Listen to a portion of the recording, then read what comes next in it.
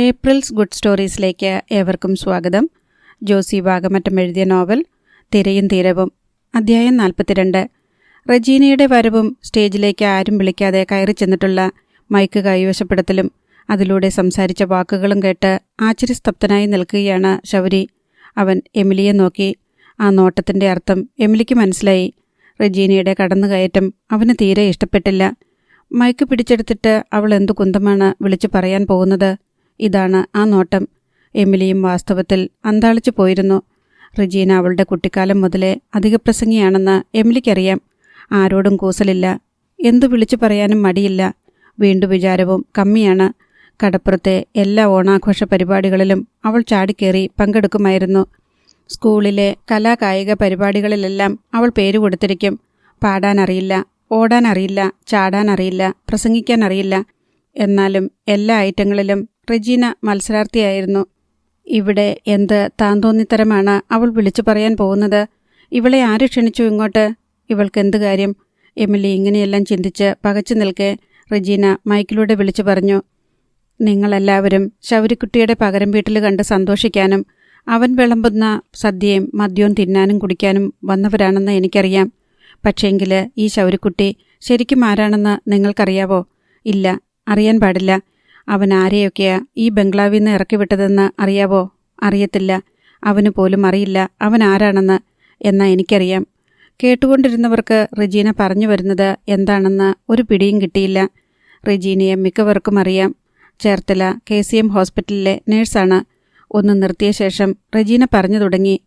പണ്ട്, അതായത് 10-25 കൊല്ലം മുൻപ്, എൻ്റെ ചേച്ചി ഞാൻ ജോലി ചെയ്തുകൊണ്ടിരുന്ന ആശുപത്രിയിൽ വെച്ച് ഒരു കുഞ്ഞിനെ പ്രസവിച്ചു. കാരക്കാട്ട് സൈമൺ മുതലാളിയുടെ ഭാര്യ എൽസമ്മയുടെ പ്രസവവും അവിടെ വെച്ചാണ് നടന്നത്. എമിലി ചേച്ചി പ്രസവിച്ച കുഞ്ഞിനെയും എൽസമ്മ പ്രസവിച്ച കുഞ്ഞിനെയും കുളിപ്പിക്കാൻ വേണ്ടി കൊണ്ടുവന്നപ്പം അവരെ തിരുമുറി നടന്നു. റജീന ഉദ്വേഗം കൊണ്ട് വീർത്തുവിരിഞ്ഞ് ഇപ്പോൾ പൊട്ടുമെന്ന നിലയിലായി. അവൾക്ക് പരവേശം കാരണം ശ്വാസം കിട്ടുന്നുണ്ടായിരുന്നില്ല. ഒന്ന് നിർത്തി ശ്വാസം വലിച്ചെടുത്തു. പന്തലിലെയും വീട്ടുമുറ്റത്തെയും ജനങ്ങളും ശ്വാസം കഴിക്കാൻ മറന്നു. അന്ന് എൻ്റെ ചേച്ചി എമിലി പ്രസവിച്ച കുട്ടിയാണ് ഇത്രയും കാലം എൽസമ്മ ചേച്ചിയുടെ മകനായി കാരക്കാട്ട് വീട്ടിൽ വളർന്നു വന്ന ഡാൻഡസ്. ആൾക്കൂട്ടത്തിനിടയിൽ നിന്ന് ഒരു കൂട്ട സീൽക്കാരമുണ്ടായി. എമിലി ഞെട്ടിപ്പോയി.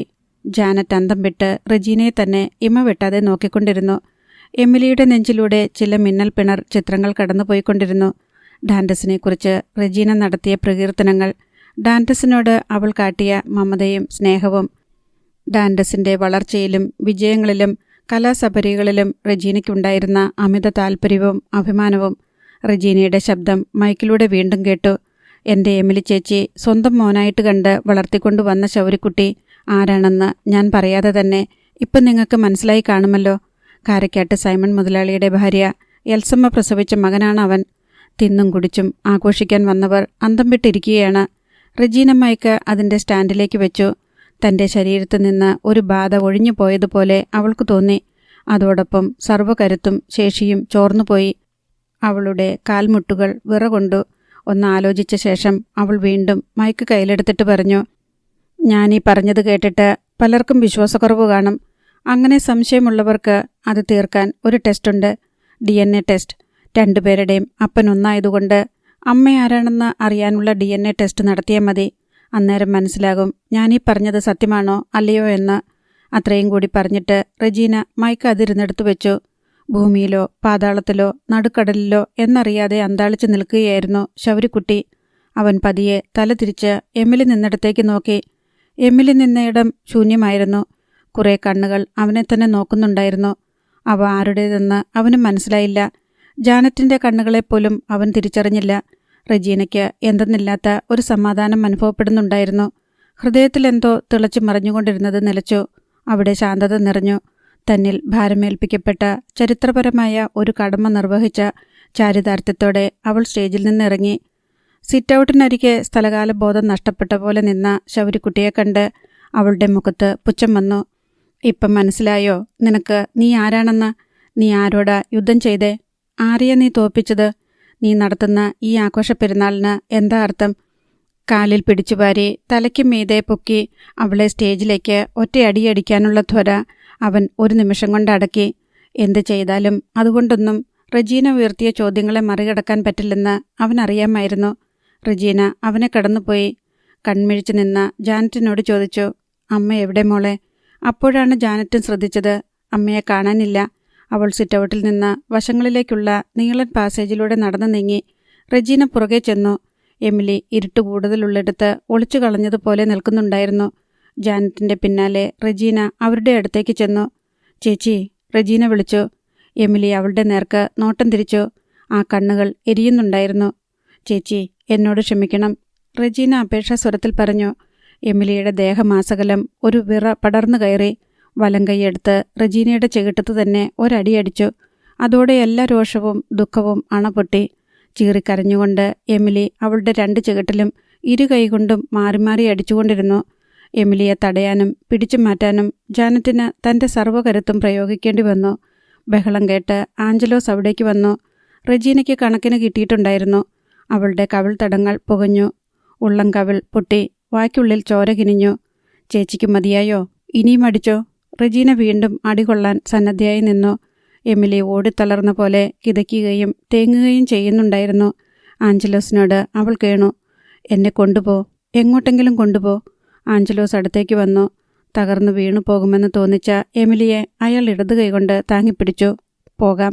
അയാൾ അവളെ പാസേജിലൂടെ നടത്തിക്കൊണ്ടുപോയി. ഇനിയും ആഘോഷ പരിപാടി തുടരുമോ? പന്തലിൽ ഭക്ഷണവിഭവങ്ങൾ വിളമ്പുമോ? ഔട്ട് ഹൗസിൽ മദ്യസൽക്കാരം ഉണ്ടാവുമോ? പന്തലിലും മുറ്റത്തും നടപ്പാതയിലും കൂടിയ ആളുകൾ പലതരം സംശയങ്ങളുമായി അവിടെ ചുറ്റിപ്പറ്റി നടന്നു. ചിലർ ചെറു സംഘങ്ങളായി തിരിഞ്ഞ് മാറി നിന്ന് അടക്കിപ്പിടിച്ച് ഊഹാപോഹങ്ങൾ പറഞ്ഞു. മറ്റു ചിലർ എന്തായാലും വന്നതല്ലേ, ഭക്ഷണം പാഴാക്കണ്ട എന്ന് വിചാരിച്ച് പന്തലിലിരുന്ന് കഴിച്ചു. സ്റ്റേജിൽ സംഗീതവും നൃത്തവും നിലച്ചു. ഇതുവരെയുണ്ടായിരുന്ന ആഘോഷത്തിമിർപ്പ് അപ്രത്യക്ഷമായി. ആ പെണ്ണുമ്പിള്ള വായി തോന്നിയത് വെറുതെ വിളിച്ചു പറഞ്ഞതാണെന്ന് ഒരാൾ അഭിപ്രായപ്പെട്ടു. അതിന് വട്ടാണെന്ന എനിക്ക് തോന്നണത്. നമ്മുടെ ശൗരിക്കുട്ടി അതിനെപ്പറ്റി ഒന്നും പറഞ്ഞില്ലല്ലോ. ആ സ്റ്റേജിലോട്ട് കയറി നിന്നുകൊണ്ട് മൈക്കിൽ കൂടി വിളിച്ചു പറയേണ്ടതല്ലായിരുന്നോ ആ തലതെറിച്ച സ്ത്രീ പറഞ്ഞതെല്ലാം കള്ളത്തരമാണെന്ന്? ശൗരിക്കുട്ടി എന്താ മിണ്ടാത്തത്? മറ്റൊരാൾ അഭിപ്രായപ്പെട്ടു. അതാണ് ഞാനും ആലോചിക്കുന്നത്, വേറൊരാൾ പറഞ്ഞു. ഇപ്പം തന്നെ പറയുമായിരിക്കും, നമുക്ക് നോക്കാം. പക്ഷേ സ്റ്റേജിൽ ആളനക്കമൊന്നുമില്ല. മൈക്ക് നിശബ്ദമാണ്. ഔട്ട് ഹൗസിനു മുൻപിൽ ഇനി എന്ത് ചെയ്യണമെന്നറിയാതെ നിൽക്കുകയാണ് ഡെന്നിച്ചനും ആൻ്റപ്പനും ജോമോനും പീറ്ററും. റെജീനയുടെ വെളിപ്പെടുത്തൽ അവരെയും അമ്പരിപ്പിച്ചു കളഞ്ഞു. ഡെന്നിച്ചനും മൈക്കേലും കൂടി ഔട്ട് ഹൗസിൻ്റെ വിശാലമായ വരാന്തയിൽ ഒരു സൽക്കാരത്തിനുള്ള ഒരുക്കങ്ങൾ നടത്തുകയായിരുന്നു. അവിടെ നിരത്തിയിട്ട മേശകളിൽ വിവിധതരം കോളകൾ, സോഡാ ബോട്ടിലുകൾ, മിനറൽ വാട്ടർ ബോട്ടിലുകൾ, നീളമുള്ള ഗ്ലാസുകൾ എന്നിവ നിരത്തിക്കഴിഞ്ഞിരുന്നു. മേശകൾക്കപ്പുറത്ത് മദ്യം ഒഴിച്ചു കൊടുക്കുന്നതിനായി ഇവന്റ് മാനേജ്മെൻറ്റിൻ്റെ ബെയറർമാർ നിൽപ്പുണ്ട്. അവരുടെ കാൽച്ചുവട്ടിൽ വിവിധ ബ്രാൻഡുകളിലുള്ള മദ്യശേഖരം കാട്ടൺ ബോക്സുകളിൽ അടുക്കി വച്ചിരിക്കുന്നു. ആൻ്റപ്പൻ ഡെന്നിച്ചനോട് സ്വകാര്യമായി ചോദിച്ചു, ഡെന്നിച്ച, നിന്റെ കുഞ്ഞമ്മ പറഞ്ഞതൊക്കെ സത്യമാണോ? അതോ തലയ്ക്ക് വെളിവില്ലാണ്ട് പറഞ്ഞതാണോ? എന്തു മറുപടി പറയണമെന്ന് ഡെന്നിച്ചനറിയില്ല. അവൻ്റെ മനസ്സിടിഞ്ഞുപോയി. റെജീന കുഞ്ഞമ്മ തലയ്ക്ക് വെളിവില്ലാത്തവളല്ലെന്ന് അവനറിയാം. തൻ്റെ ഇടവും ബുദ്ധിയും ജാസ്തിയാണ്. ഇങ്ങനെയൊരു ആഘോഷ സ്ഥലത്ത് വന്ന് സ്റ്റേജിൽ കയറി മൈക്കിൽ കൂടി വെറുതെ വിടുക പറയാനുള്ള വിടുത്തമൊന്നും റെജീനയ്ക്കില്ലെന്നും ഡെന്നിച്ചനറിയാം. ആശങ്കാജനകമായ അവൻ്റെ മൗനം കണ്ട് തൊട്ടപ്പുറത്തു നിന്ന മൈക്കേൽ പറഞ്ഞു, ആരും വിശ്വസിക്കണ്ട, വെറുതെ പറഞ്ഞതാ. ആ ചേച്ചിക്ക് ശൗരിക്കുട്ടീനെ കണ്ണിന് കണ്ടുകൂടാ. അവൻ കുഞ്ഞായിരുന്ന കാലം മുതൽ അങ്ങനെ. ലൈസാമ്മയും മേബിളും ആശ്ചര്യത്തോടെ മൈക്കലിനെ നോക്കി. അവരോടൊപ്പം നിന്ന ഷീബയ്ക്കും അത് കേട്ടപ്പോൾ ഒരാശ്വാസം തോന്നി. ആ സ്ത്രീ മനഃപൂർവ്വം അവനെ താറടിച്ച് കാണിക്കാൻ വേണ്ടി പറഞ്ഞതാ. 10-25 കൊല്ലം മുൻപ് ആശുപത്രി വെച്ച് കൊച്ചുങ്ങൾ തമ്മിൽ മാറിപ്പോയെന്ന്. ഇതെന്നാ കള്ളക്കഥയാ? എന്നിട്ട് അവളെന്നാ ചെയ്യുമായിരുന്നു? അന്നെന്താ പറയാത്തത്? ഇപ്പോഴാണോ പറയുന്നേ? ചുമ്മാ കെട്ടുകഥ. ആരും വിശ്വസിച്ചേക്കല്ലേ. വിശ്വസിക്കണവർ മണ്ടന്മാർ. മൈക്കേൽ പറഞ്ഞത് കേട്ടപ്പോൾ അതാണ് ശരിയെന്ന് എല്ലാവർക്കും തോന്നി. ശൗരിക്കുട്ടി എന്നാ ആ പെണ്ണുമ്പിള്ളയെ തടയാത്തത്? അവൾ മൈക്കെടുത്ത് പ്രസംഗിക്കാൻ തുടങ്ങിയപ്പം ആ മൈക്കും പിടിച്ചു മേടിച്ച് ചെകിട്ടത്തൊരു പൊട്ടീരും കൊടുത്ത് ഇറക്കി വിടണ്ടേ? ആൻ്റപ്പൻ അമർഷം പൂണ്ടു. നിങ്ങൾ കള്ളു വിളമ്പാനുള്ളത് വിളമ്പിക്കോളിൻ, അതിനൊന്നും ഒരു കുറവും വരുത്തണ്ട. ജോമോൻ പീറ്റർ വിളമ്പുകാർക്ക് നിർദ്ദേശം നൽകി. ഡെന്നിച്ച, നീ ചെന്ന് പാട്ട് വയ്ക്കാൻ പറ. ഇതിപ്പോൾ ഒരുമാതിരി എല്ലാം തണുത്തുപോയ പോലെ, ആൻ്റപ്പൻ നിർദ്ദേശിച്ചു. ഡെന്നിച്ചൻ അന്യമനസ്കനായി സ്റ്റേജിനടുത്തേക്ക് പോയി. അല്പനിമിഷങ്ങൾക്കുള്ളിൽ ലൗഡ് സ്പീക്കറുകളിൽ കാതടപ്പിക്കുന്ന താളമേളങ്ങൾ മുഴങ്ങി. അഗസ്റ്റിൻ സാർ കനിഞ്ഞു നൽകിയ പഴഞ്ചൻ വീടിൻ്റെ വരാന്തയിൽ വോൾട്ടേജ് ക്ഷാമം കാരണം മങ്ങിക്കത്തുന്ന ബൾബിനു കീഴിൽ കസാലയിൽ സടകുഴിഞ്ഞ സിംഹത്തെപ്പോലെ ഇരിക്കുകയാണ് സൈമൺ തരകൻ. തൻ്റെ വീഴ്ച ഉൾക്കൊള്ളാൻ ഇതുവരെ അയാൾക്ക് കഴിഞ്ഞിട്ടില്ല. അരഭിത്തിയുടെ തൂണിൽ ചാരി നിന്ന എൽസമ്മയോട് അയാൾ പറയുന്നുണ്ടായിരുന്നു, കൂടി വന്ന 6 മാസം, അതിനകത്ത് കാരക്കാട്ട് ബംഗ്ലാവ് സൈമൺ തരകൻ തിരിച്ചു പിടിക്കും.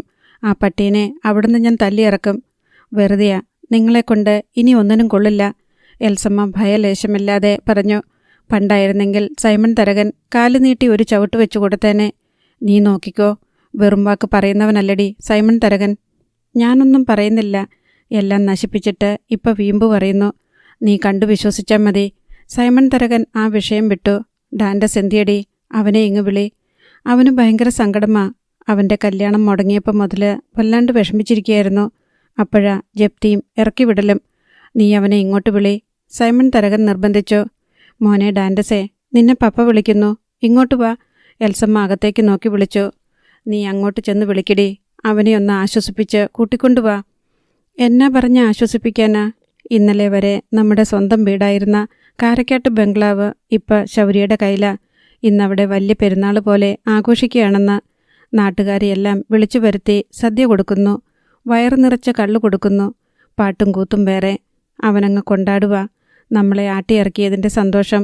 കുറേ തെണ്ടിപ്പട്ടികൾ വന്ന് നമ്മുടെ വീട്ടിലും മുറ്റത്തും കയറി നിരങ്ങണ പോലെയാ എനിക്ക് തോന്നണത്, എൽസമ്മ പറഞ്ഞു. നീയാ പറഞ്ഞത് ശരിയാ, തെണ്ടി നടന്ന പട്ടികളാ. അവറ്റകളെ ആട്ടി ഓടിച്ചിട്ട് ഞാനത് തിരിച്ചു പിടിക്കും. ഇനി അധികം ദിവസങ്ങളൊന്നും വേണ്ട. നീ ഡാൻഡസിനെ വിളിച്ചോണ്ടുവാടി. എൽസമ്മ ഉടൻ അകത്തേക്ക് പോയി. ഒരു ബൈക്കിൽ റോയ് സൈമണും റോബിൻ സൈമണും കൂടി പാഞ്ഞു വരുന്നുണ്ടായിരുന്നു. മുറ്റത്തെ പായൽ പിടിച്ച മണ്ണിൽ ബ്രേക്കിട്ട ബൈക്കിൻ്റെ പിൻചക്രം തെന്നി ബൈക്ക് ഒരു വശത്തേക്ക് മറിഞ്ഞു. റോയിയും റോബിനും വീഴേണ്ടതായിരുന്നു. അവർ ബാലൻസ് പിടിച്ച് കൈ നിലത്തുകുത്തി വീഴാതെ പിടിച്ചു നിന്നു. ചരിഞ്ഞ ബൈക്ക് അവിടെ തന്നെ ഇട്ടിട്ട് അവർ സൈമൺ തരകൻ ഇരിക്കുന്നിടത്തേക്ക് പാഞ്ഞു ചെന്നു. പപ്പ, ഒരു സംഗതി അറിഞ്ഞോ? റോബിൻ ചോദിച്ചു. നമ്മുടെ ഡാൻഡസ് ഉണ്ടല്ലോ, അവൻ പപ്പയുടെയും മമ്മിയുടെയും മോനല്ലെന്ന്. ആര് പറഞ്ഞിടാ ഈ തെണ്ടിത്തരം? സൈമൺ തരകൻ കോപിഷ്ഠനായി. ആ ശൗര്യയുടെ തള്ളയില്ലേ എമിലി, അവളുടെ അനുജത്തി ഒരുത്തിയുണ്ടല്ലോ, റെജീന. അവൾ ചേർത്തല KCM ഹോസ്പിറ്റലിലെ നേഴ്സാണല്ലോ. അവിടെ മോന്തെ അടിച്ചു പരത്താൻ ആരുമില്ലായിരുന്നോടാ. പറയുന്നത് മുഴുവൻ കേക്ക് പപ്പ. അവൾ ജോലി ചെയ്യുന്ന ഹോസ്പിറ്റലിലല്ലേ മമ്മി ഡാൻഡസിനെ പ്രസവിച്ചത്? അതെ, അതിനെന്നാ? അന്ന് ശൗര്യയും ഡാൻഡസിനെയും തമ്മിൽ വെച്ചു മാറിയെന്ന്. സൈമൺ തരകൻ ഞെട്ടി. ഡാൻഡസിനെ കൂട്ടിക്കൊണ്ട് വരാന്തയിലേക്ക് വന്ന എൽസമ്മ ഞെട്ടി. ഡാൻഡസ് തലയ്ക്കടിയേറ്റ പോലെ കണ്ണും ദിക്കും അറിയാതെ നിന്നു. അധ്യായം 43. അറയ്ക്കൽ ചാർലി സേവ്യർ അത്താഴത്തിന് തൊട്ടു മുൻപുള്ള പാനോപചാരത്തിന് ഒരുങ്ങി. ഐസ് ക്യൂബിട്ട ഗ്ലാസുമായി വന്ന് അലമാര തുറന്ന് അതിനുള്ളിൽ നിന്ന് ഫ്രഞ്ച് കോണിയാക്കിൻ്റെ കുപ്പിയെടുത്ത് കോർക്കടപ്പ് തുറന്ന് മദ്യം ഗ്ലാസ്സിലേക്ക് പകരുകയായിരുന്നു. വീഞ്ഞിൻ്റെ നിറമുള്ള മദ്യത്തിൽ ചെറിയ ഐസ് കട്ടകൾ പൊങ്ങിക്കിടന്ന് കൂട്ടിയിടിച്ചു. റിങ് ചെയ്യുന്ന ഫോണുമായി റോസ്മേരി അവിടേക്ക് വന്നു. കഴിഞ്ഞില്ലേ? ഒഴിച്ചതേയുള്ളൂ. റോസ്മേരി ഫോൺ ചാർലിക്ക് കൈമാറി. Augustine Sarah. ചാർലി ഫോൺ കാതോട് ചേർത്തു. ഗുഡ് ഈവനിങ് സാറേ, എന്തുണ്ട് വിശേഷം? വിശേഷമൊന്നും താൻ അറിഞ്ഞില്ലേ? കാരക്കാട്ട് ബംഗ്ലാവ് കൈയടക്കിയ സന്തോഷത്തിന് ശൗരി അവിടെ വലിയ പാർട്ടിയൊക്കെ നടത്തി ആഘോഷിക്കുമായിരുന്നല്ലോ, അഗസ്റ്റിൻ സാർ പറഞ്ഞു. ഓ, ഞാൻ അറിഞ്ഞായിരുന്നു. കുറച്ചു മുൻപേ വേറൊരു സംഭവമുണ്ടായി, അതറിഞ്ഞോ? ഇല്ല, വേറെന്താ? ആ ശൗരിയുണ്ടല്ലോ, അവൻ്റെ തള്ള എമിലി പ്രസവിച്ച മകനല്ലെന്ന്. അതാര് പറഞ്ഞു? വിശ്വസിക്കാൻ കൂട്ടാക്കാതെ ഒഴുക്കൻ മട്ടിൽ ചാർലി സേവ്യർ ചോദിച്ചു. താൻ ഒഴിച്ചുവെച്ച മദ്യം ഭാര്യ എടുത്ത് കുടിക്കുന്നത് കണ്ട് അയാൾ അവളുടെ കൈക്ക് കയർ പിടിച്ചു. ഇത് നല്ല ടോണിക്കാണെന്നല്ലേ പറഞ്ഞത്? ദഹനത്തിനും രക്തയോട്ടത്തിനും ഒക്കെ നല്ലതാണെന്ന്. റോസ്മേരി ബാക്കി കൂടി കുടിച്ചു. പക്ഷേ അത് ആണുങ്ങൾക്കാ. ഇവിടെ പറഞ്ഞതാ സാറേ, സാറ് ബാക്കി പറ. ചാർലി ഭാര്യയെ തറപ്പിച്ചു നോക്കിയിട്ട് ശ്രദ്ധ മാറ്റി. അഗസ്റ്റിൻ സാർ താൻ കേട്ടത് പൊടിപ്പും തൊങ്ങലും ചേർത്ത് അവതരിപ്പിച്ചു. ഇതിനിടയിൽ റോസ്മേരി തിരികെ പോയി. ചാർലി സേവ്യർ അമ്പരപ്പ് അടക്കാൻ വയ്യാതെ ചോദിച്ചു. സാർ ഇതൊക്കെ വിശ്വസിച്ചോ? എന്നാ തെളിവ്? വെറുതെ പറഞ്ഞതാണെങ്കിലോ? വെറുതെയാണെന്ന് തോന്നുന്നില്ല. റെജീന അന്ന് KCM ഹോസ്പിറ്റലിലെ നേഴ്സാണ്. 2 കുഞ്ഞുങ്ങളെയും കുളിപ്പിക്കാനോ മറ്റോ കൊണ്ടുപോയപ്പോൾ വെച്ച് മാറിയെന്നാ പറയണത്. വെറുതെ ആരെങ്കിലും ഒരു സ്റ്റേജിൽ കയറി നിന്ന് ഇതുപോലത്തെ കാര്യങ്ങൾ വിളിച്ചു പറയാനുള്ള ധൈര്യം കാണിക്കോ? അതും ഒരു സ്ത്രീ. അപ്പോൾ ശൗരിക്കുട്ടി ശരിക്കും കാരക്കാട്ട് ബംഗ്ലാവിൽ വളരേണ്ടവനായിരുന്നെന്നോ? ആ നേഴ്സ് പെണ്ണ് പറഞ്ഞത് ശരിയാണെങ്കിൽ അങ്ങനല്ലേ വരേണ്ടത്? അഗസ്റ്റിൻ സാർ ചോദിച്ചു. അപ്പോൾ ഡാൻഡസ്? ചാർലി സേവിയറിന് ആട്ടിൻകുഞ്ഞിനെ തലകീഴായി പിടിച്ചപ്പോൾ അത് പട്ടിക്കുഞ്ഞായി മാറിയതുപോലൊരു വികല്പം തോന്നി. ഡാൻഡസ് ശരിക്കും എൽസമ്മ പ്രസവിച്ച മകനല്ല. എമിലിക്ക് പിഴച്ചുണ്ടായത് ശരിക്കും അവനാണ്. എനിക്കിത് വിശ്വസിക്കാൻ പറ്റുന്നില്ല. ഡാൻഡസിനെ കാണുമ്പോഴല്ലേ നമുക്ക് അന്തസ്സുള്ള തറവാട്ടിൽ പിറന്ന ചെറുപ്പക്കാരനായിട്ട് തോന്നണത്. അവനല്ലേ കലാകാരൻ, കാണാനും സുന്ദരൻ. സംഗതിയൊക്കെ ശരിയാ. പക്ഷേ സൈമൺ ചേട്ടൻ്റെ മറ്റേ 3 പിള്ളേരുടെയും ഛായയാണോ ഡാൻഡസിന്? ഒന്നും മനസ്സിൽ കണ്ടു നോക്കിക്കേ.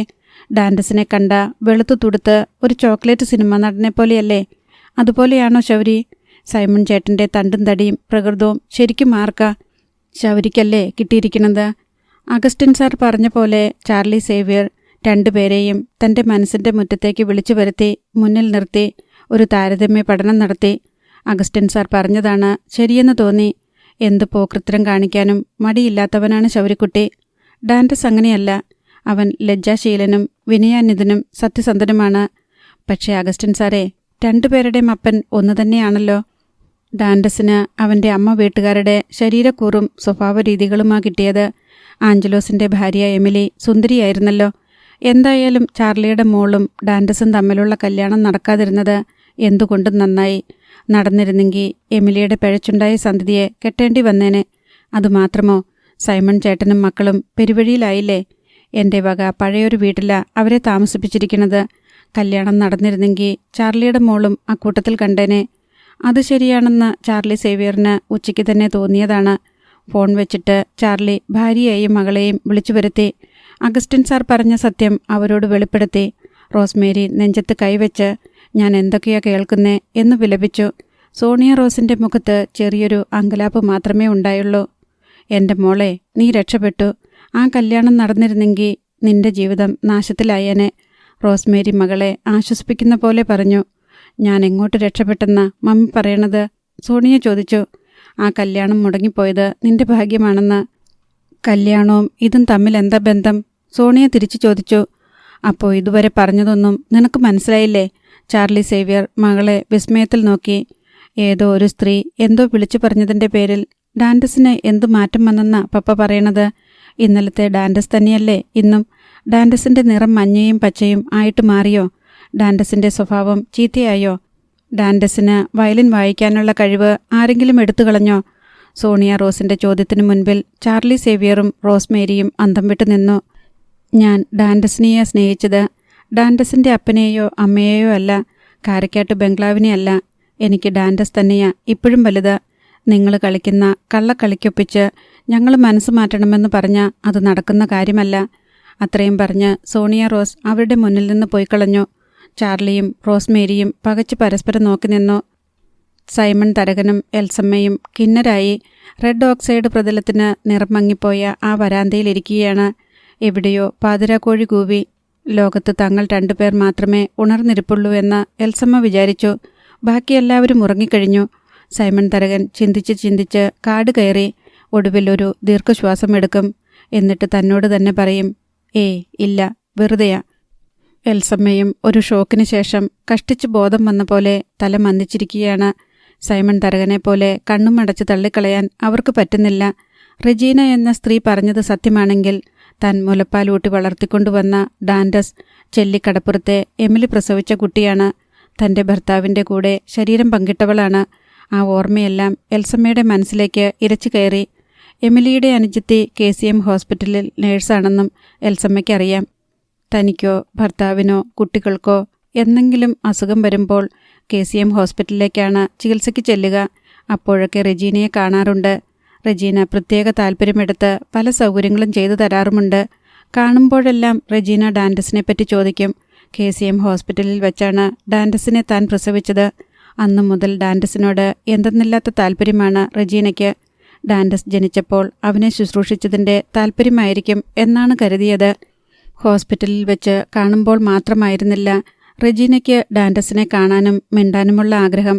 അർത്തുങ്കൽ പള്ളിയിൽ വെച്ചും തുമ്പോളി പള്ളിയിൽ വെച്ചും റെജീന തൻ്റെ അടുത്ത് വന്ന് ഡാൻഡസിൻ്റെ വിവരങ്ങൾ തിരക്കുകയും അവനോട് വലിയ സ്നേഹത്തോടെ സംസാരിക്കുകയും ചെയ്യാറുണ്ടായിരുന്നത് എൽസമ്മ ഓർത്തു. ഡാൻഡസിൻ്റെ വയലിൻ കച്ചേരികളിൽ സ്ഥിരമായി എത്താറുണ്ടായിരുന്ന റെജീന മിക്കപ്പോഴും അവനെ കണ്ട് അഭിനന്ദനം അറിയിച്ചിരുന്നു. ഡാൻഡസിനെ കാണാൻ വേണ്ടി കാരക്കാട്ട് ബംഗ്ലാവിൽ വരെ വന്നിട്ടുണ്ട് റെജീന. ഡാൻഡസ് പഠിച്ചിരുന്ന സ്കൂളിൽ വെച്ച് റെജീന ഡാൻഡസിനെ ചൊല്ലി വലിയ ബഹളമുണ്ടാക്കിയതും എൽസമ്മയ്ക്ക് ഓർമ്മ വന്നു. ഡാൻഡസിൻ്റെ കലാപരമായ കഴിവുകളെക്കുറിച്ച് പറയുമ്പോഴെല്ലാം റെജീന പറയാറുണ്ടായിരുന്ന ഒരു വാചകം എൽസമ്മയുടെ മനസ്സിൽ ദഹിക്കാതെ കിടപ്പുണ്ടായിരുന്നു. റെജീനയുടെ വല്യപ്പച്ചൻ വയലിൻ വായിക്കുമായിരുന്നത്രേ. അതേ കഴിവാണ് ഡാൻഡസിന് കിട്ടിയിരിക്കുന്നത്. റെജീനയുടെ വല്യപ്പച്ചൻ്റെ വയലിൻ വായനയും ഡാൻഡസും തമ്മിൽ എന്തു ബന്ധമെന്ന് ആലോചിച്ച് അപ്പോഴൊക്കെ എൽസമ്മ തലപുകച്ചിട്ടുണ്ട്. ഇപ്പോൾ എല്ലാറ്റിൻ്റെയും ഉത്തരം തെളിഞ്ഞു വരുന്നതായി എൽസമ്മയ്ക്ക് തോന്നി. KCM ഹോസ്പിറ്റലിൽ വെച്ച് കുഞ്ഞുങ്ങളെ തമ്മിൽ മാറ്റിമറിച്ചത് റെജീന തന്നെയായിരിക്കണം. അന്നു മുതലേ അവൾക്കറിയാമായിരുന്നു ഡാൻഡസ് താൻ പ്രസവിച്ച മകനല്ലെന്ന്. അത് മനസ്സിൽ വെച്ചുകൊണ്ടാണ് അവൾ ഡാൻഡസിനോട് അമിത താല്പര്യം കാട്ടിയത്. ഒടുവിൽ റെജീനയുടെ ആരുമല്ലാത്ത ശൗരിക്കുട്ടി വന്ന് കാരക്കാട്ട് ബംഗ്ലാവ് കൈയടക്കിയതും അവളുടെ ചേച്ചിയുടെ മകനായ ഡാൻഡസിൻ്റെ കല്യാണം മുടക്കിയതും ഡാൻഡസിനെ കാരക്കാട്ട് ബംഗ്ലാവിൽ നിന്ന് ഇറക്കി വിട്ടതും അവൾക്ക് സഹിച്ചില്ല. അതുകൊണ്ടല്ലേ ശൗരിക്കുട്ടി നാട്ടുകാർക്ക് വേണ്ടി ഒരുക്കിയ സൽക്കാരവേളയിൽ അവൾ കാരക്കാട്ട് ചെന്ന് സ്റ്റേജിൽ കയറി സത്യങ്ങളെല്ലാം വിളിച്ചു പറഞ്ഞത്? അതെ, എൽസമ്മയ്ക്ക് ഉത്തരം കിട്ടിക്കഴിഞ്ഞു. താൻ സ്വന്തം മകനെന്ന് കരുതി മുലയൂട്ടി വളർത്തിയത് കടപ്പുറത്തെ എമിലി എന്ന അലവലാതിയുടെ കുഞ്ഞിനെ ആയിരുന്നല്ലോ എന്നോർത്തപ്പോൾ എൽസമ്മയ്ക്ക് തന്നോട് തന്നെ അറപ്പ് തോന്നി. അതോടൊപ്പം നെഞ്ചിലൊരാന്തലും. തൻ്റെ 4 മക്കളിൽ ഏറ്റവും അധികം സ്നേഹിച്ചും കൊഞ്ചിച്ചും ലാളിച്ചും വാത്സല്യം പകർന്നും താൻ വളർത്തിയ ഡാൻഡസ് തൻ്റെ മകനല്ലാതായി തീർന്നുവോ? താനും തൻ്റെ ഭർത്താവും തൻ്റെ മക്കളും നിരന്തരം വെറുക്കുകയും ചത്തുപോകാൻ ആഗ്രഹിക്കുകയും ചെയ്ത ശൗരിക്കുട്ടി തൻ്റെ വയറ്റിൽ പിറന്ന മകനാണെങ്കിൽ എത്ര വലിയ മഹാപാതകമാണ് താനും തൻ്റെ കുടുംബവും അവനോട് ചെയ്തത്. എൽസമ്മയ്ക്ക് തൻ്റെ നെഞ്ചു പൊട്ടുമെന്ന് തോന്നിപ്പോയി. ശരിയല്ല. അപ്പുറത്ത് ചാരുകസാലയിലിരുന്ന് സൈമൺ തരകൻ പിന്നെയും പിറുപിറുത്തു. അത് ശരിയല്ല, ആ തെണ്ടിച്ചി വെറുതെ വിളിച്ചു പറഞ്ഞതാണ്. ഏത് ശരിയല്ലെന്നാ? എൽസമ്മ ചോദിച്ചു. ആ ശൗര്യയുടെ ബന്ധത്തിൽപ്പെട്ട ഒരു സ്ത്രീ കാരക്കാട്ട് ബംഗ്ലാവിൽ വന്ന് എന്തോ പൊട്ടത്തരം വിളിച്ചു പറഞ്ഞല്ലോ, അത് ശരിയല്ലെന്ന് സൈമൺ തരകൻ ഉറപ്പിച്ചു പറഞ്ഞു. അത് ശരിയാണ്. എൽസമ്മ അതിനേക്കാൾ തറപ്പിച്ചു പറഞ്ഞു. നിനക്കെങ്ങനെ അറിയാം ശരിയാണെന്ന്? നിനക്കെന്നാ കുന്തം അറിയാമെന്നാ? സൈമൺ തരകന് ദേഷ്യം വന്നു. എനിക്കെല്ലാം മനസ്സിലായി. എന്നെ പേടിപ്പിക്കാൻ നോക്കണ്ട. കാരക്കാട്ട് സൈമൺ തരകൻ ഇപ്പം പുലിയുമല്ല, കടുവയുമല്ല, സിംഹവുമല്ല, ഒന്നുമല്ല. എന്നെ മക്കളെയും കുടുംബവും നശിപ്പിച്ച് ഞങ്ങളെ പെരുവഴിയിലാക്കിയിട്ട് ഇനിയും ഭരിക്കാൻ വരുന്നോ? ഞാൻ എൻ്റെ വീട്ടിലേക്ക് പോണോ വേണ്ടയോ എന്ന് ആലോചിച്ചുകൊണ്ടിരിക്കുക. എൽസമ്മ രോഷാകുലയായി. ഞാൻ അതല്ല നിന്നോട് ചോദിച്ചത്. ആ നാശം പിടിച്ച സ്ത്രീ വിളിച്ചു പറഞ്ഞത് സത്യമാണെന്ന് നീ എങ്ങനെ തിരിച്ചറിഞ്ഞെന്നാണ്? എനിക്കറിയാം, എനിക്ക് മനസ്സിലായി. അവൾ തന്നെയാ അന്ന് ആശുപത്രിയിൽ വെച്ച് കുഞ്ഞുങ്ങളെ തമ്മിൽ വെച്ച് മാറ്റിയത്. അത് സത്യമാണെങ്കിൽ ഞാൻ അവളെ ജീവനോടെ വെച്ചേക്കത്തില്ല. വെടിവെച്ചു കൊല്ലും ഞാൻ അവളെ. എവിടെ തോക്ക്? എവിടെ ഉണ്ട? എല്ലാം ശൗര്യയുടെ കയ്യിലായി പോയില്ലേ? എൽസമ്മ പരിഹസിച്ചു. അവനെയും ഞാൻ ഭൂമിക്ക് മീതെ ജീവിക്കാൻ സമ്മതിക്കില്ല. അവൻ ജനിച്ച അന്ന് മുതൽ നിങ്ങൾ പറയുന്നുണ്ടല്ലോ കൊല്ലുമെന്ന്. കുറേ തവണ നോക്കിയില്ലേ കൊല്ലാൻ. ഇപ്പം ഇതെല്ലാം കേട്ടിട്ടും ഇങ്ങനെ തന്നെ പറയുന്നത് അവൻ ആരാണെന്ന് വിചാരിച്ചാ? എൽസമ്മ ചോദിച്ചു. ഡാൻഡസിനെയും ശൗര്യയും തമ്മിൽ ആ നേഴ്സ് പെണ്ണ് വെച്ച് മാറിയതാണെങ്കിൽ ശൗരി നമ്മുടെ ആരാ? സൈമൺ തരകൻ അവളെ കണ്ണുമിഴിച്ചു നോക്കി.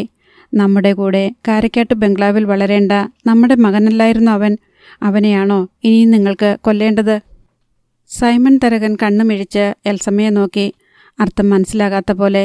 റോയ് സൈമണും റോബിൻ സൈമണും തമ്മിൽ അടക്കിപ്പിടിച്ച് സംസാരിക്കുകയാണ്. മുറിയുടെ വാതിൽ അടച്ചിട്ടിരുന്നാണ് സംസാരം. നമ്മളീ കേട്ടതൊക്കെ ശരിയാണെങ്കിൽ ഡാൻഡസ് നമ്മുടെ ആരാ? ആരുമല്ലല്ലോ. റോയ് സൈമൺ സഹോദരനോട് ആരാഞ്ഞു. ശൗര്യയെ നമ്മൾ ഇത്രയും കാലം എങ്ങനെയാണോ കണ്ടത് അതുപോലെ കാണേണ്ടി വരും. റോബിൻ സൈമൺ പറഞ്ഞു. ഡാൻഡസിനെ നമുക്ക് അങ്ങനെ കാണാൻ പറ്റുമോ? കാണാൻ പറ്റുമോയെന്ന് ചോദിച്ചാൽ അവൻ നമ്മുടെ അനിയനല്ലെങ്കിൽ പിന്നെ നമ്മൾ എങ്ങനെ കാണണം? ഇത് വലിയ കുരിശായല്ലോ. ആ തള്ള വിളിച്ചു പറഞ്ഞതിനെന്താണൊരു തെളിവ്? നമ്മളത് വിശ്വസിക്കേണ്ട കാര്യമുണ്ടോ? നമ്മൾ വിശ്വസിച്ചാലും ഇല്ലെങ്കിലും നാട്ടുകാരെല്ലാം വിശ്വസിക്കും. റോബിൻ പറഞ്ഞു. അത് കള്ളമാണെങ്കിൽ കള്ളമാണെന്ന് തെളിയിച്ചു കൊടുക്കണ്ടേ? അല്ലെങ്കിൽ നമ്മൾ വെറും പൊട്ടന്മാരായി പോകത്തില്ലേ? ഒറ്റ വഴിയേ ഉള്ളൂ. റോബിൻ പറഞ്ഞു. DNA ടെസ്റ്റ് നടത്തുക. ഡാൻഡസ് നമ്മുടെ മമ്മിയുടെ മോനാണോന്ന് അറിഞ്ഞപ്പോരെ? DNA ടെസ്റ്റ് നടത്തിയ അപ്പൻ ആരാണെന്നല്ലേ അറിയാൻ പറ്റൂ. അങ്ങനെ ഞാൻ കേട്ടിരിക്കുന്നത്. അമ്മ ആരാണെന്നറിയാനും DNA ടെസ്റ്റുണ്ടോ? ഞാൻ ഗൂഗിളിൽ കയറി നോക്കി. ഉണ്ട്. റോബിൻ പറഞ്ഞു. അമ്മമാരെ തിരിച്ചറിയാനും DNA ടെസ്റ്റ് നടത്തും. മെറ്റേണൽ DNA ടെസ്റ്റ് എന്നാണ് പറയണത്. പക്ഷെ പ്രസവിക്കുന്നത് അമ്മമാരായതുകൊണ്ട് അതിൻ്റെ ആവശ്യം വരാറില്ല. ആരെ പ്രസവിച്ചെന്നുള്ളത് വ്യക്തമാണല്ലോ. പക്ഷേ കുഞ്ഞുങ്ങളെ വെച്ച് മാറുന്നിടത്ത് ആ ടെസ്റ്റല്ലാതെ തിരിച്ചറിയാൻ വേറെ വഴിയില്ല. എങ്കിലെന്തു വില കൊടുത്തും നമ്മളത് നടത്തണം, റോയ് സൈമൺ പറഞ്ഞു. അങ്ങനെ ടെസ്റ്റ് നടത്തിയിട്ട് ഡാൻഡസ് നമ്മുടെ അനിയനല്ലെന്ന് വന്നാലോ? നമ്മൾ എന്നാ ചെയ്യണം? റോബിൻ ചോദിച്ചു.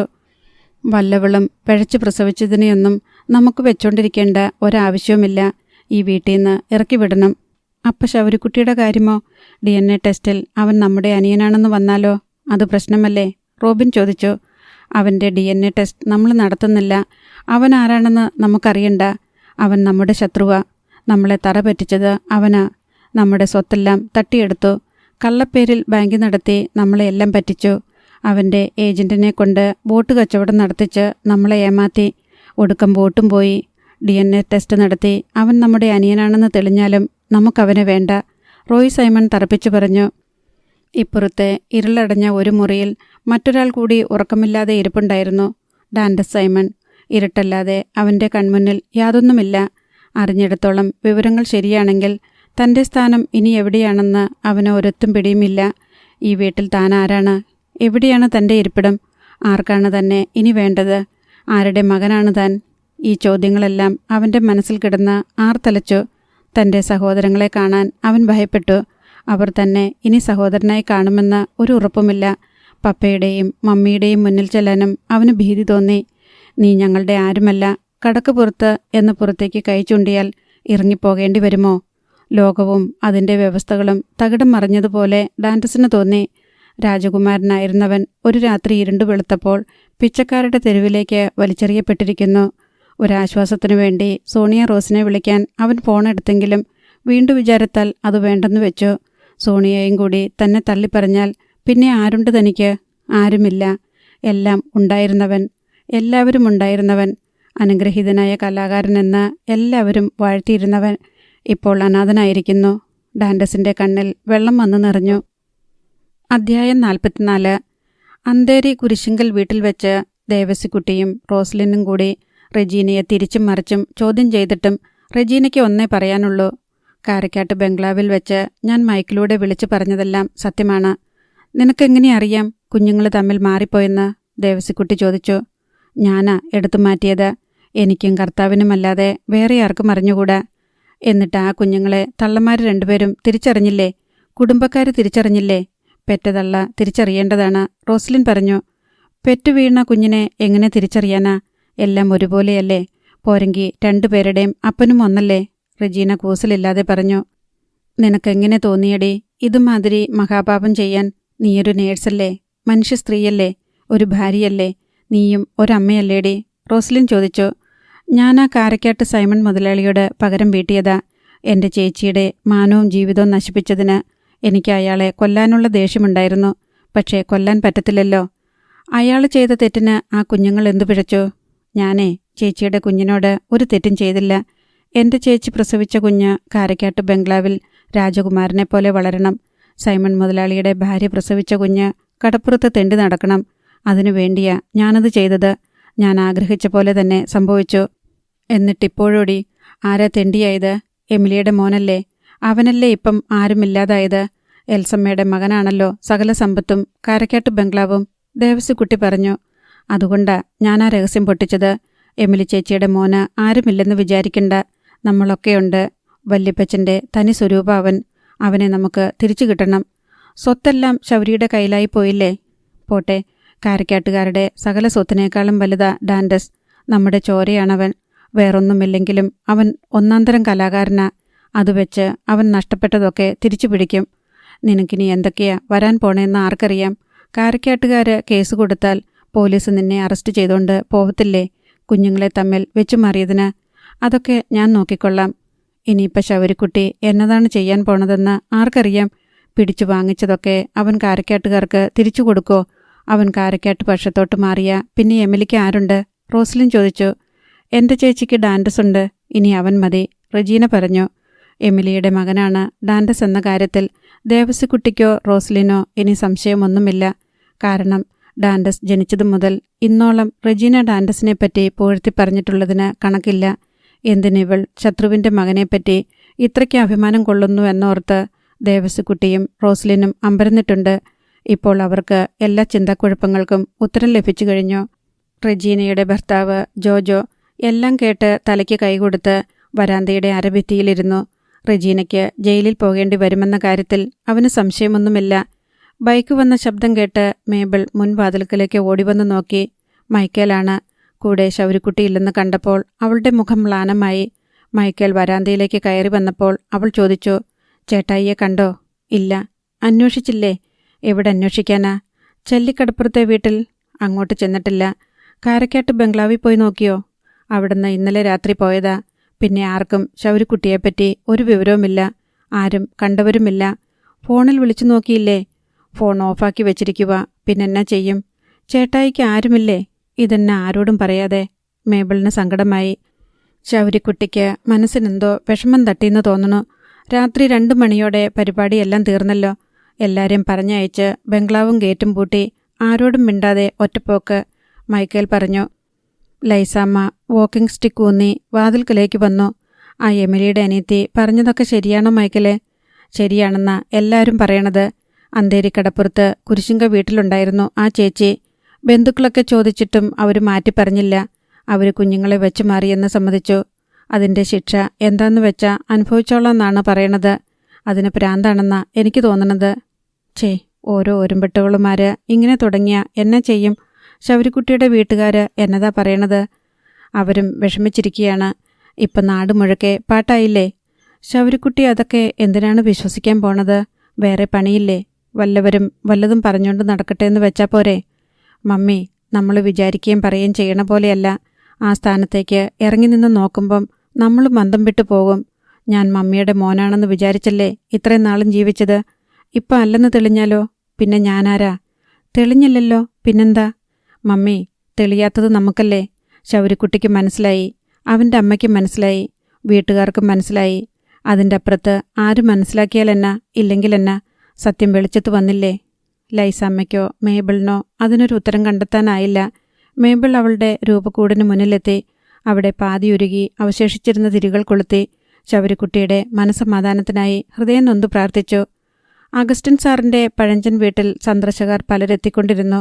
അക്കൂട്ടത്തിൽ എൽസമ്മയുടെ ബന്ധുജനങ്ങളും ഉണ്ടായിരുന്നു. എത്രയും പെട്ടെന്ന് കാര്യങ്ങൾക്ക് നീക്കുപോക്കുണ്ടാക്കണമെന്ന് അവർ നിർബന്ധം പിടിച്ചു. സൈമൺ തരകൻ്റെ ബന്ധുക്കളും സുഹൃത്തുക്കളും അതേ അഭിപ്രായക്കാരായിരുന്നു. റെജീനയുടെ വെളിപ്പെടുത്തലോടെ ഒരു രക്ഷാവാതിൽ തുറന്നു കിട്ടിയിരിക്കുകയാണെന്ന് എല്ലാവരും ഒരേ സ്വരത്തിൽ പറഞ്ഞു. ഡാൻഡസിന് പകരം ശൗരിക്കുട്ടിയാണ് എൽസമ്മ പ്രസവിച്ച മകനെങ്കിൽ സംഭവങ്ങളെല്ലാം തകിടം മറിയും. മറുവശത്തുണ്ടായിരുന്ന പ്രബലനായ ശത്രു ബലവാനായ മിത്രവും രക്ഷകനുമായി മാറും. അവൻ തങ്ങളോട് പടവെട്ടി എന്തൊക്കെ പിടിച്ചെടുത്തോ അതെല്ലാം ഇനി തങ്ങളുടേതും കൂടിയാണെന്ന് വന്നു ചേരും. തങ്ങളെ ഗ്രസിച്ചിരിക്കുന്ന ആപത്തിൽ നിന്ന് രക്ഷിക്കാനുള്ള ദൗത്യം കൂടി അവനെ ഏറ്റെടുക്കേണ്ടി വരും. അതിനാകെ കൂടി ചെയ്യേണ്ടത് ഒരേയൊരു സംഗതി മാത്രമാണ്: ഡാൻഡസിൻ്റെയും എൽസമ്മയുടെയും DNA പരിശോധന. അതിൻ്റെ ഫലം പുറത്തു വരുന്നതോടെ നെല്ലും പതിരും വേർതിരിയും. അതുകൊണ്ട് 2 ഗുണങ്ങളാ കിട്ടാൻ പോണത്. എൽസമ്മയുടെ അപ്പൻ പറഞ്ഞു. 1, ചെല്ലിക്കടപ്പുറത്തെ മൂദേവി പ്രസവിച്ച ചെക്കനെ നമ്മൾ വീട്ടിൽ നിർത്തേണ്ട ആവശ്യമില്ല. 2, ശൗരിയുമായുള്ള എല്ലാ ശത്രുതയ്ക്കും ഒരന്ത്യം വന്നു ചേരും. പോരെ? സ്വന്തം ബന്ധുമിത്രാദികളും മക്കളും കൂടി നിർബന്ധിച്ചപ്പോൾ എൽസമ്മയ്ക്ക് സമ്മതിക്കേണ്ടി വന്നു. താൻ പ്രസവിച്ച മകൻ ഡാൻഡസോ ശൗരിയോ എന്നറിയാനുള്ള ഒരമ്മയുടെ ന്യായമായ അവകാശം തനിക്കുണ്ടല്ലോ. അതറിഞ്ഞിട്ട് തന്നെ കാര്യം. DNA ടെസ്റ്റിന് ആവശ്യമായ സ്പെസിമെൻ എൽസമ്മയിൽ നിന്നും ഡാൻഡസിൽ നിന്നും ശേഖരിച്ചുകൊണ്ട് റോബിൻ സൈമണും എൽസമ്മയുടെ ഇളയ സഹോദരൻ വിൻസെൻറ്റും കൂടി നെടുമ്പാശ്ശേരിയിൽ ചെന്ന് ഫ്ലൈറ്റിൽ കയറി ബാംഗ്ലൂരിലേക്ക് പോയി. തൻ്റെ സ്ഥാനം അകത്തോ പുറത്തോ എന്നറിയാതെ, താൻ യഥാർത്ഥത്തിൽ ആരെന്നറിയാതെ, ആരും കാണാനും മിണ്ടാനുമില്ലാതെ, എന്നാൽ എല്ലാവരുടെയും ചർച്ചാ വിഷയമായി ഒരാൾ മാത്രം ആ വീട്ടിനുള്ളിലെ ഇരുണ്ട മുറിയിൽ ഖിന്നനായി ഇരിപ്പുണ്ടായിരുന്നു: ഡാൻഡസ്. മേബിൾ പ്രാർത്ഥന കഴിഞ്ഞ് എഴുന്നേറ്റു. ബൈബിൾ യഥാസ്ഥാനത്ത് വെച്ചു. മെഴുകുതിരികൾ കിടത്തി കട്ടിലിരുന്നു. കുടുംബ പ്രാർത്ഥനയിൽ പങ്കെടുത്ത ലൈസാമ്മയ്ക്ക് സ്തുതി ചൊല്ലി. പിന്നെ അത്താഴം വിളമ്പാനായി അടുക്കളയിലേക്ക് കടന്നു. അപ്പോഴാണ് നെഞ്ചിൽ തുടരെ തുടരെ ഇടിമുഴക്കങ്ങൾ വന്നലച്ചത്. കയ്യിലിരുന്ന സ്പൂൺ എവിടേക്കോ വലിച്ചെറിഞ്ഞ് മേബിൾ വരാന്തയിലേക്ക് ഓടി. അപ്പോഴേക്കും ബുള്ളറ്റ് ബൈക്കിൻ്റെ ശബ്ദം നിലച്ചിരുന്നു. ശൗരിക്കുട്ടി ബൈക്കിൽ നിന്ന് ഇറങ്ങുകയാണ്. ഹെൽമറ്റ് അഴിച്ച് ഹാൻഡിൽ ബാറിൽ കൊളുത്തിയിട്ടു. ജാക്കറ്റിൻ്റെ സിബ് വലിച്ചു തുറന്നിട്ടു. ശൗരിക്കുട്ടി വരാന്തയിലേക്ക് കയറി വന്നപ്പോൾ മേബിളിന് കരച്ചിലും ചിരിയും ഒപ്പം വന്നു. നിനക്ക് ഭ്രാന്തായോ? കരഞ്ഞോണ്ട് ചിരിക്കുന്നോ? മേബിൾ അവൻ്റെ ജാക്കറ്റിൻ്റെ 2 പാളികളിലും പിടിച്ച് ഏങ്ങലടിച്ചു ചോദിച്ചു. എവിടായിരുന്നു ഇതുവരെ? ആരോടും മിണ്ടാണ്ട് ഫോണും ഓഫാക്കി വെച്ച് അവളുടെ കണ്ണിൽ നിന്ന് കണ്ണീർ കണങ്ങൾ അടർന്ന് കവിളത്തേക്ക് വീണു. ശൗര്യക്കുട്ടി 2 കൈകളിലും പിടിച്ച് അവളെ പിന്നോട്ട് മാറ്റിക്കൊണ്ട് ചോദിച്ചു, നീ ആരാടി ഇതൊക്കെ അന്വേഷിക്കാൻ? ഞാൻ പറയാമേ, ഞാൻ പറയാം, കണ്ണു തുടച്ച് മേബിൾ വീറോടെ പറഞ്ഞു. നീ പറ. ഇപ്പം ഞാൻ ഒന്നും പറയുന്നില്ല. നീ എന്താ ഭീഷണിപ്പെടുത്തുന്നോ? അപ്പോഴേക്കും ലൈസാമ്മ വന്നു. ഇതാരപ്പനെ? ശൗര്യക്കുട്ടി, നീ എവിടായിരുന്നു മോനെ? ലൈസാമ്മ അതിശയിച്ച് ചോദിച്ചു. എന്നിട്ട് മേബിളിനെ നോക്കി. അവൾ എന്തിനാണ് കരയണത്? ആർക്കറിയാം. ഞാൻ ചോദിച്ചപ്പം എൻ്റെ അടുത്ത് ഗുസ്തി പിടിക്കാൻ വരണ. എന്തു പറ്റിയടി? ലൈസാമ്മ ചോദിച്ചു. എനിക്കൊന്നും പറ്റിയില്ല. മേബിൾ കവിളത്തെ നനവ് തുടച്ചു മാറ്റി. വീട്ടിൽ പോയിട്ടാണോ വന്നത്? ലൈസാമ്മ ചോദിച്ചു. ഇല്ല, പോയില്ല. എനിക്കറിയായിരുന്നു ആദ്യം ഇങ്ങോട്ടേ വരുമെന്ന്, മേബിൾ പറഞ്ഞു. ഇവിടെ വർത്തമാനം കേട്ടാ ഇത് കേൾക്കുമ്പോഴാണ് എനിക്ക് ചൊറിഞ്ഞു വരണത്. നമ്മൾ എന്തെങ്കിലും ചെയ്തു കഴിയുമ്പോഴാണ് പറയണത് എനിക്കറിയാമായിരുന്നെന്ന്, ഇങ്ങനെ ചെയ്യത്തുള്ളെന്ന്. ചെയ്യണേന് മുന്നേ പറയണ്ടേ? അതല്ലേ മിടുക്ക്. ഞാൻ പറഞ്ഞത് സത്യമായിട്ടുള്ള കാര്യാ, എനിക്കറിയാം. നീ ചെന്ന് ചോറ് വിളമ്പുമോളെ. ശൗര്യക്കുട്ടിക്ക് വിശക്കുന്നുണ്ടായിരിക്കും. ഉണ്ടായിരിക്കുമെന്നോ? ഉണ്ട്. എന്നിട്ട് അവൻ മേബിളിനോട് നിർദ്ദേശിച്ചു, മോള് ചെന്ന് വിളമ്പിയാട്ട്. ഒരു 10 മിനിറ്റ് താമസം വരും, ഗൗരവത്തിൽ പറഞ്ഞിട്ട് മേബിൾ അടുക്കളയിലേക്ക് പോയി. മൈക്കേൽ എവിടെ പോയി മമ്മി? അവൻ അർത്തുങ്ക പോയതാ, ഇപ്പം വരും, ഇങ്ങ് കയറി വാ. ലൈസാമ്മ ശൗര്യക്കുട്ടിയെ അകത്തേക്ക് കൂട്ടിക്കൊണ്ടുപോയി. അല്പസമയത്തിനകം മൈക്കേൽ ബൈക്കിൽ എത്തിച്ചേർന്നു. അവനൊരു ക്യാരി ബാഗിൽ എന്തൊക്കെയോ വാങ്ങിക്കൊണ്ടു വന്നിട്ടുണ്ടായിരുന്നു. അകത്തേക്ക് കയറിയപ്പോൾ ശൗര്യക്കുട്ടിയെ കണ്ട് അവൻ വിസ്മയാധീനനായി. ഇതെവിടായിരുന്നു? എപ്പോൾ വന്നു? നീ ആ സാധനങ്ങൾ അവളുടെ കയ്യിലോട്ട് കൊടുക്ക്. മൈക്കേൽ സഞ്ചിയുമായി അടുക്കളയിലേക്ക് പോയി. തിരികെ വന്നപ്പോൾ ശൗര്യക്കുട്ടി മൈക്കേലിനോട് പറഞ്ഞു, ആ ബൈക്കിൻ്റെ ബോക്സിലൊരു കുപ്പി ഇരിപ്പുണ്ട്, എടുത്തോണ്ട് വാ. മൈക്കേൽ അതും അനുസരിച്ചു. സീസറിൻ്റെ ഒരു ഫുൾ ബോട്ടിൽ മേശപ്പുറത്ത് വന്നു. ശൗര്യക്കുട്ടി പറയാതെ തന്നെ മൈക്കേൽ 2 ഗ്ലാസ് എടുത്തു വെച്ചു. അടുക്കളയിൽ മീൻ പൊരിക്കുന്ന മണം ഊണുമുറിയിലേക്ക് വന്നു. ഇതെവിടുന്ന് കിട്ടി മീൻ? മൈക്കേൽ ചോദിച്ചു.